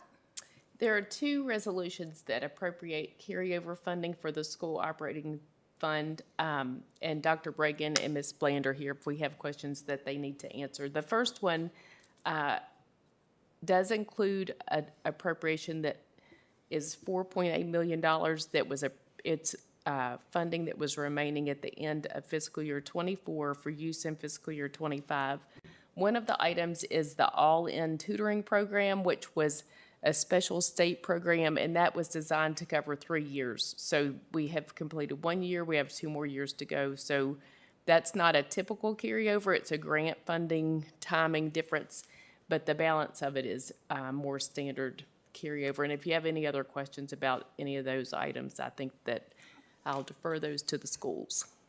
Okay, so let's start with the first one that's listed in G. Do we have a motion to put it on the floor? So moved. And is there a second? Second. All right, now, any questions for Dr. Bregan or staff? Yeah, Okay, go ahead, Supervisor King. the all-in tutoring, that's $2 million. That's something new, right? It is a new special grant program, Right. yes. It's a grant from the Yes. state. All right. So you still have, what, $2.8 million left over from last year's budget? Yeah, that's correct. And then the next appropriation is also funds that's left from last year. So how much do they have left over altogether from last year's budget?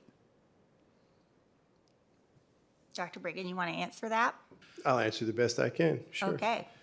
The all-in tutoring was about a little over $3 million, and that was allocated from the state, and its plan was for 3 years. So you spend about $1 million a year on that. So we spent about $1 million this year. That's that $2 million that's moving forward for next year. If you look at the other allocations there, we had significant increases in IDA money, federal funds, more revenue this year than we anticipated, around $2 million more. We got about $1 million more in state aid than we had budgeted. If you look at the budget, what we had budgeted to what we actually got from the state was about $1 million more, and from the federal government, which was about $2 million more. So the revenue was significantly more than we anticipated. If you looked at the overall budget of about $134 million, we're pretty good at spending money at schools. We spent almost all of that except for about $750,000. So that's that last item there that's listed as $784,991. That's 99.5% of the budget was properly allocated and spent, with the exception of that. We didn't anticipate those additional state, federal, and local revenues, and that's why that carryover is there. And I think that happens most years because some of those funds come in right at the end of the year and you don't have time to get them appropriated or spent before the year concludes, I think. That's correct. If you add the two appropriations together, this one and the next one, it's $5.6 million, but then we do need to back out the $2 million that's for the grant. So about $3.6 million. So when we done the budget this year, it was said that the majority voted for the budget. And if they had any extra they didn't know they was gonna get, we was gonna deduct it from the budget. Was that correct? We reduced the amount of county dollars that are going by the state, the additional Right. state funds. Their total budget stayed the same as what the board approved. So it's already been deducted, county money-wise. Yes, county money-wise, it has already been deducted. So the board approved a certain number, I don't remember the exact number, for the school operating fund, and a portion of that was coming from county dollars and a portion from state. Right. The state funding came in at a higher amount, so we increased that, decreased the county money. We already did those appropriations. All right, thank you. You're welcome. Okay, Vice Chair Fitchikowski. So when you break it down, instruction, pupil transportation, operations, and maintenance, did you just stick the money in those categories, or is that where you didn't spend it? Well, that's where we plan to put it moving forward. So you're just going to put it right back in there, even though this year your budget increase was $10 million, approximately? Might have been 12. Okay. I guess you can spend money. Well, I mean, you have to allocate it somewhere, right? So if you look at where we allocated that, we put the money into health insurance for employee expense. And I think Ms. Hill was going to talk about that, or will talk about that, or did talk about that we will then move that to the health reserve account. Right, that's correct. We had discussed that at agenda review. That item is not going into the operating fund for an ongoing cost because it's one-time money. So it'll be transferred after the appropriation is done into the health insurance reserve fund. And you're talking about H. Right now, I'm talking about the $1 million in this appropriation, and then H also puts more funding in that. I can't speak to why there are two separate resolutions, but this resolution that says the very last item before the total health insurance employee expense of $1 million will go into the health insurance reserve as well. It's not going to fund current year costs. Is that correct? That's correct. And the operation and maintenance we put into utilities, which historically have been underfunded. So does this bring your health insurance reserve up to where it needs to be? We think so, along with some of the other monies that we still haven't received yet from our prescription rebates. But yes, we're trying to get towards a healthy amount. It was around $1 million at the end of last year. And we said if we had any money at the end of the year, we would put it into the reserve account. Healthy account would be between $3 and $4 million for the reserve. So we're working towards that. When I see it tomorrow, I'm going to probably say, I told you so, but I don't have any more questions. Okay, Supervisor Kitts. So, and I know we're going to come to this. So we got $1 million in the carryover for because I'm worried about the healthcare costs because the insurance fund had gotten really low.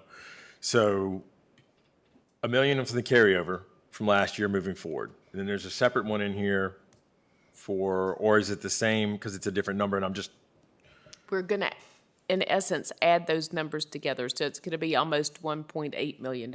So what's the percentage that says that it's a healthy fund, that it's at a healthy level for insurance purposes? It's a percentage, I know, but I'm off the top of my head, I can't remember. Is it 3 months in reserve? Yeah, right now we're spending about $1.5 million for all in for our medical costs and prescription and all that per month. So what our insurance carrier told us, a healthy reserve account would be between $3 and $4 million. Okay. All right. That's all I have. Thank you. Okay. All right, anything else about that? Just Yes, one quick one. Supervisor Grafsky. So I just want to make sure I understand. So there was 740-ish thousand left in instruction from last year, and so is that like salary type savings or unfilled positions? Those categories things aren't like really that? where the funds were left. That's where they're going to and they were left from various categories, but this is where they want to put them to spend in the current year. The carryover appropriation at the bottom, Yeah. right, is where they want to put it. But in the top, I'm just kind of trying to map the dollars, and maybe I'm incorrectly kind of assessing those two. I think that's backwards. The top is where it's going to go. The top is where it's going to go? Okay. And those are for Medicaid funds, so any unspent Medicaid funds are transferred back, and it's labeled as instruction, which goes into special education for Medicaid Special. purposes. Okay. Thank you. That's it. It's hard because instruction is sort of a catch-all sometimes. And it's really hard when you don't see just years of looking at budgets on instruction category is just, woo, okay, just a comment. Any other questions? Yes, Supervisor King. Just one more. For the ones who was on the board at the time, y'all may remember, it's been a few years back, we allocated $500,000 to help parents with school supplies. Is that still going on? I'd have to look into that as far as the funding for the school supplies. I don't know off the top of my head, so I don't want to say yes or no, but I'll find out and get back to y'all tomorrow. All right, that'd be good, because, we had parents come to us and said they couldn't, that was back when they was having to buy bathroom tissue and everything. Yeah. And we went back and we decided this was not in the budget, this was after our budget. Yeah, that's. And we allocated $500,000 to help them buy pencils, crayons, whatever they needed, Kleenex, everything. yeah. So remember if you'd that. get back, I'd appreciate that. I would definitely do that. I know we supply classroom supplies for all those things, but I'll definitely find out particular to that. Thank you. Okay, any other questions before we put it on the floor? Or is there a motion to put it on the floor? I already have a motion. We already have a motion. Oh, I'm sorry. Okay, then we're ready for roll call. Mr. Fidzikowski? Aye. Mr. Motts? Aye. Mr. Grafsky? Aye. Mr. Kitts? Aye. Mr. King? Aye. Chair Biggs? Aye. 6 ayes. Okay, and you might as well stay there, because the next item, H, is the Montgomery County Public School Operating Fund FY '24 carryover designated expense and excess revenue to School Health Insurance Fund. And this appropriation transfers the funds directly into the health insurance fund. The previous one transfers the funds into the school operating account, and then there'll be another accounting transaction, but this one goes straight into the health insurance fund. But that other one will go into the insurance fund. I'm sorry, I didn't hear It's going to that. go into the health insurance fund, and then you're going to transfer the To the reserve account? Yes, into the reserve. Yes. It's a little bit different than the reserve account, what we call a reserve account, but yes, that's correct. But it'd be designated for the insurance. Yes, that's correct. Okay. Okay, any other questions about that? Do we have a motion? Motion? A second? Second. Okay, any further comments? All right, roll call, please.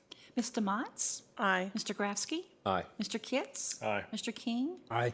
Mr. Fidzikowski? Aye. Chair Biggs? Aye. 6 ayes. And the next item also concerns MCPS FY '24 year-end encumbrance carryover.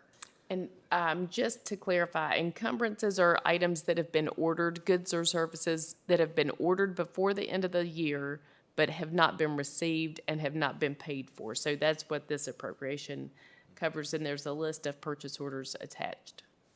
Okay. Motion Motion? and a second. Second. Okay, any discussion or questions? All right, roll call, please. Mr. Grafsky? Aye. Mr. Kitts? Aye. Mr. King? Aye. Mr. Fidzikowski? Aye. Mr. Motts? Aye. Chair Biggs? Aye. 6 ayes. And item J is the school capital fund and encumbrance carryover.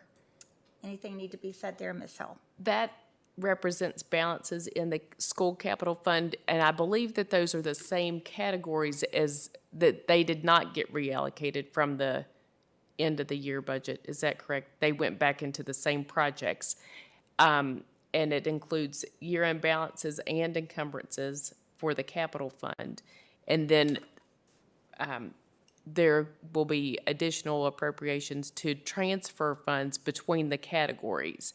And when you approve an appropriation like this, it does specify what the projects are, and then if the schools complete a project and they don't spend all of the money on the certain project, then it comes back to the Board of Supervisors to reallocate that. But this is for Christiansburg High School?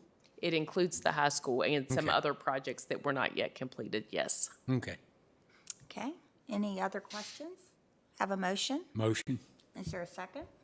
Second. Any further comments? All right, roll call, please.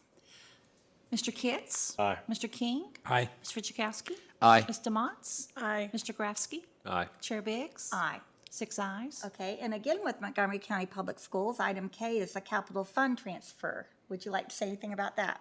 Yes. When the county appropriates the budget every year, we set aside funds, as you know, to go to future school capital projects. And it just goes into a category that says future capital projects for the schools.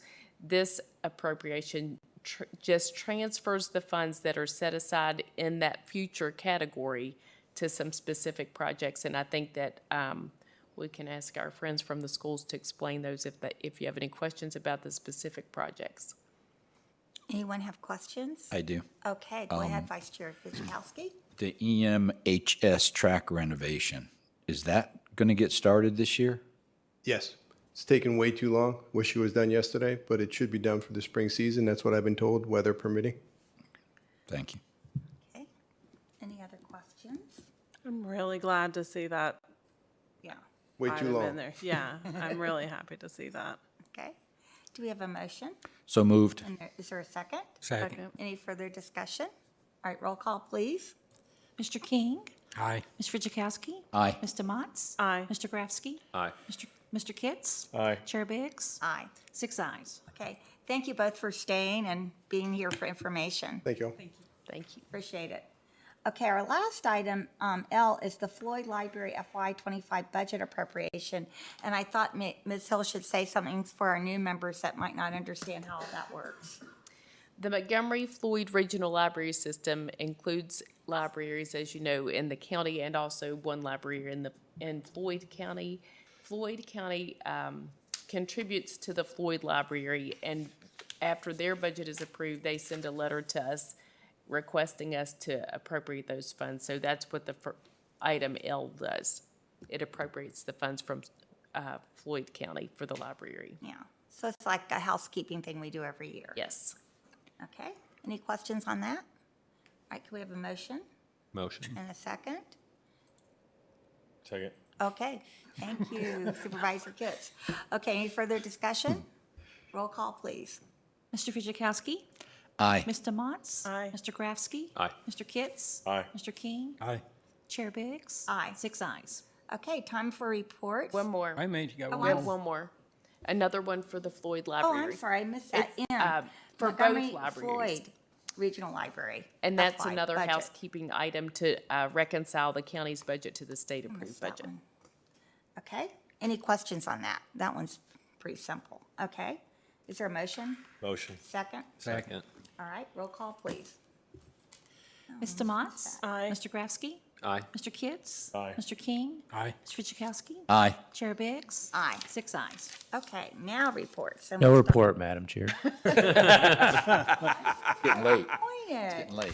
Marty, Boy, that was don't you quick, need to wasn't have a 20-minute report. Maybe I'll start giving you things off of my list. Then the list will be a little shorter. As Okay. Chris Chris said, I've already talked enough. And I agree with him. Okay, all right, Ms. Hill. I do have a few things. Scott Woodrum and I attended the Recovery Court graduation on Friday, and neither one of us had been to that before. That was a really cool event. It was good to see those people that are going through the process. They had 9 graduates, and their families came and supported them, and people who are currently going through the Recovery Court process were there. And it was very touching and meaningful. It's some good work that's being done in our community to help people who have substance use disorders get back into the community and help them get on with their lives in a positive way. There was also a good article from the Opioid Abatement Authority that talked about some of the work that they do that was in the paper, I believe, today. So you might want to look at that if you haven't had an opportunity. I wanted to give a little update on our firefighters. We have hired all of the firefighters. 2 captains and 2 lieutenants started last week. And then tomorrow we have 8 firefighters that are going to begin. Our Human Resources Director, Tanya Wynn, has worked really hard with those guys, with Michael Geary and Tyler and Brandon, to bring these people on board. They had over 60 applicants. They screened them all. They went through testing with all of them. They interviewed all of them. They chose some people that were already in our system in the different capacities in the county, and they chose some folks that aren't from Montgomery County. So that was really exciting. They're slated to start, if all goes well, on September the 1st. They are slated to start responding to calls. They're going to start work tomorrow, the rest of them, and they'll train and work together and get to do some teamwork building and that kind of thing. They're also going to make sure that they are familiar with with the eastern part of the county to make sure they're ready to go out when the calls come in. And the comprehensive plan update is still going very well. I talked to Bree about that this afternoon. They've had about 700 total engagements when they have interacted with citizens. We've received 742 surveys so far. We are going to extend the survey to August 31st. Every time I report on this, I say, we're going to extend the survey. I think this might be the last time. But it was important that we did this because we hadn't found an opportunity to really have a good engagement with the Christiansburg residents. And so Heritage Days, I can't remember the date for that, but it's 24th, I the think. 24th. It's going to be held in Christiansburg, and we're going to be at that event. So that's really exciting. And I emailed you with some dates for some extended work sessions, and I've heard back from a few of you, so I hope those dates are okay. I'm going to email you a schedule of all of our meetings through the end of the year in the next day or two. That's all I have. Okay. Could you add, like, when you find out about the recovery court graduation, could you let us know when that is? I'll be glad to. Yeah, And that'd be there's really- going to be a behavioral health graduation ceremony in October that I already have the date for. I'll share that with the board. Thanks. You're Okay. welcome. All right, let's see, board member reports. Let's start with Supervisor King. Do you have a report? Don't have no report, but I would like to bring up something. You know, here, probably 4 weeks ago, we discussed having a early voting in Blacksburg precinct. Well, when I brought up to have one in all districts, we didn't have time to do that. So it's been 4 weeks now. We haven't allocated any money for the Blacksburg.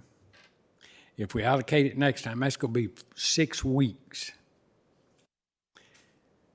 And I wish we could work on something to have a early voting in every precinct. Right. And so Any place that you vote, we should have early voting. Because if we're going to do it in one, we need to do it in all of them. I represent people in different areas. Some of the people I represent in Pilot live next to Floyd County. And they don't have public transportation. So I'd like for us to work together and see if we can't make this happen. And you're talking about for the next year? Right. Yeah, okay. Anything else? No, that's all. But I do appreciate the registrar's office for stepping up and doing everything. I mean, they really do good work over there. Yeah. And it really makes me proud, and I know they make all of you proud. Thank you. You're welcome. All right, Supervisor Kitts. I had a chance to go down and talk with Longshot McCoy, and met down there with Supervisor Grasky. Had a great conversation, went over a few things with them, but it was good to get around to the different departments.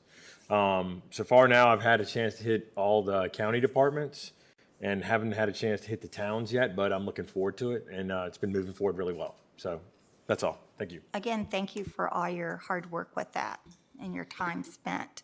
Okay, Supervisor DeMotts.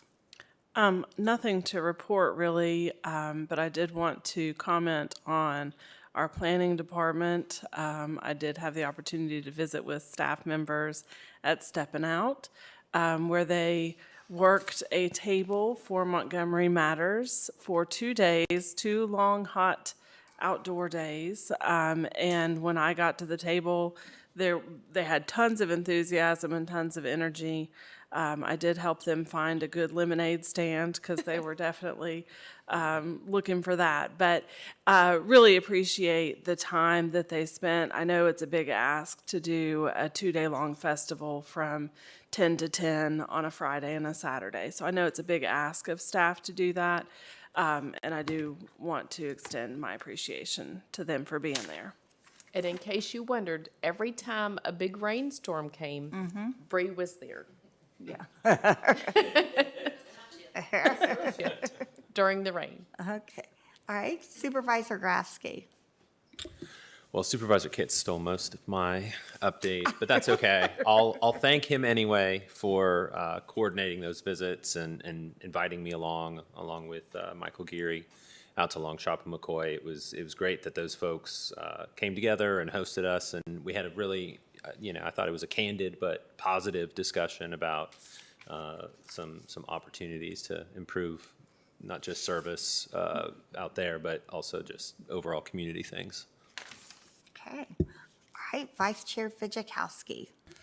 I really don't have a report, but I will say I'm very grateful that all the threats of flooding came and went. Living in a flood-prone area, I was a little bit concerned, but everything went pretty smooth, so we didn't have any issues. That was good.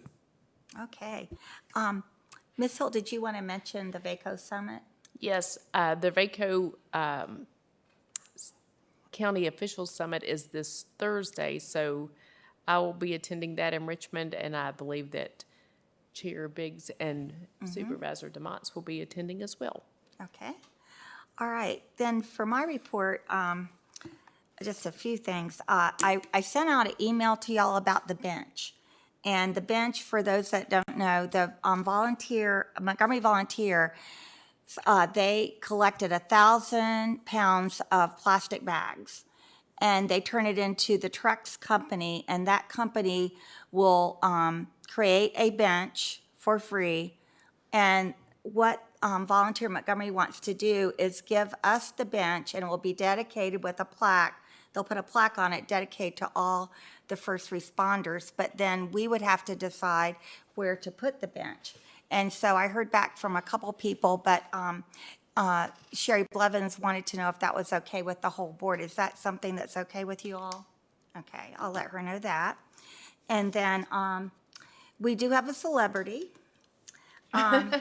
Supervisor Grasky and his family appeared on Blacksburg Living, the Grasky family story, and he will autograph copies for you if you have your copy. So just want to pass that on. It's a very good article.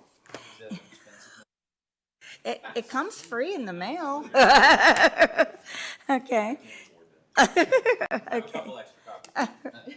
And then next Monday, those of us that can attend virtually, VACO's having their regional meeting, and it's from 1 to 3. And if you haven't signed up, you can go online and sign up for the regional meeting. And then last but not least, I want to say something about Annette Perkins. I want to thank Michael Gangoff and the Roanoke Times for publishing the article on Annette Perkins. I think it was done in such a manner that really, really showed her public service to this community as a teacher, as a principal, as an assistant principal, as a school board member, as a board of supervisor member. She gave all of her life to public service. And for those of you that might be interested, her memorial service will be held at the Southwest Veterans Cemetery on this Wednesday at 11 o'clock. And I'm just glad that she was recognized, and I'm glad that Ms. Hill recognized her earlier in the meeting. Lots of good memories with her. Yes. And I believe really it was just Supervisor DeMontz, myself, and Supervisor King that were left that she served with. So, okay. Don't forget me, Madam Chair. Well, you and Angie. I was here all 8 years with her. That's right. Marty, you've been here since the 1990s. Okay. Okay. Anything else? I'd like to bring up one thing. Yeah. If you notice around local areas, pretty close to us, every locality schools are giving their students free lunches. I mean, I think Lynchburg just started it. I would like for us to look into that because the budget we have and the budget the schools have, I just don't see why we cannot do this. I really don't. Well, we'll just add that to the list for tomorrow's meeting. We can do that. We do have a few schools that receive grants to pay for lunches for all students regardless of eligibility. Huh? But he's talking about everywhere. Everywhere. Yeah. Because I you think during think COVID, they had extra federal, our school did. system They had did, extra yeah. federal money and everyone got free lunches. Right now, that school nutrition fund is self-supporting, so just the fees that students have to pay and then federal and state dollars go to that. So none of our taxpayer dollars are going to that, but we can certainly talk to them tomorrow about that at the county school liaison meeting. because I think, I apologize, I can't pronounce his last name, but Mark used to be on the school board, Chablanche? Chewbacca, yeah. Chewbacca, yeah. Me and him has talked several times about it. And, there's no reason this county cannot feed kids. I mean, you think about Fallen Branch, they get free lunch. Well, when they go to middle school, they don't get it. And we have so many parents that's fallen in between the cracks. I mean, $1 can throw them off. $1. And this county is blessed. Like I said, with the budget we have and the schools have, we can work together and feed these kids. So that's one less thing the parents have to worry about. And I'd appreciate it if we could look into that. Okay, we'll put it on there. Thank you. Anything else for the cause? If not, we're officially adjourned. Magazine until tomorrow. Oh, yeah. I haven't read it. I mean, I just